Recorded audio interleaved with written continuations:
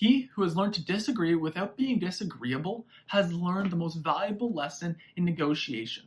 This quote comes from our next book review, Never Split the Difference by Chris Voss. Chris Voss was a former FBI hostage negotiator, and he shares some great stories in here that portray lessons he's learned along the way that you can use in your business or just day-to-day life.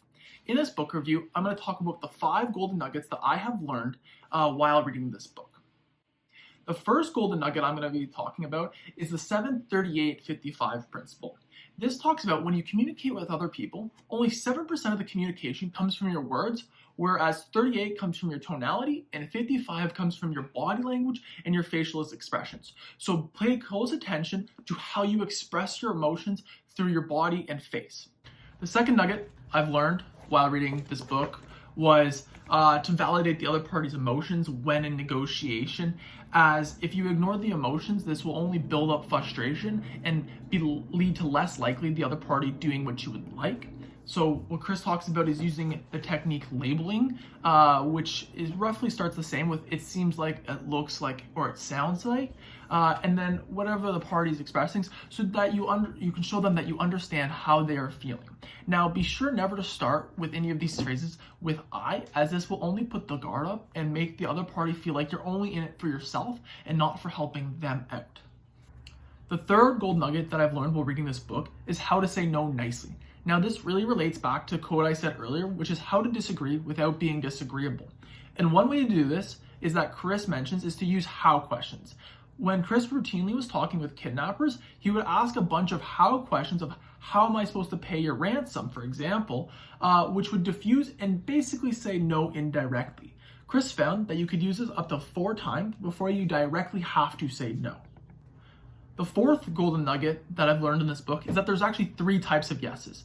There's the counterfeit yes, there's the confirmation yes, and there's the commitment yes. Now, I know we've all been a part, or we've all had that salesman that has that yes script where you're just trying to get you to say yes, yes, yes, yes, yes.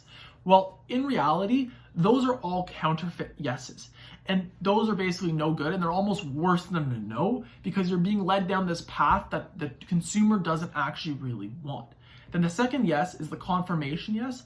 This yes is that they're confirming that they understand what you're saying, but they're not fully taking action.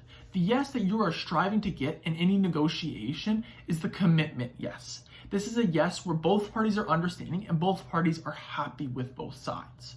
The fifth and final golden nugget I learned while reading this book was to use precise pricing when negotiating prices. Now, ideally, you don't want to be going first when you're negotiating price, but if you do, try to set a range of prices that has been backed up by research that you can show the other party.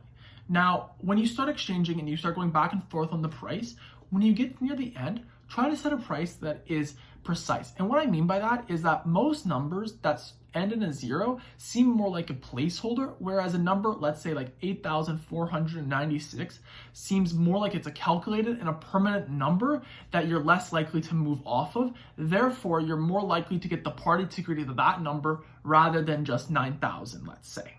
So overall, I'm going to give this book a 7 out of 10, as it was a fantastic read. I love some of the stories about Chris's experiences as a FBI hostage negotiator, as it opens up a unique lens that you don't get to see day to day.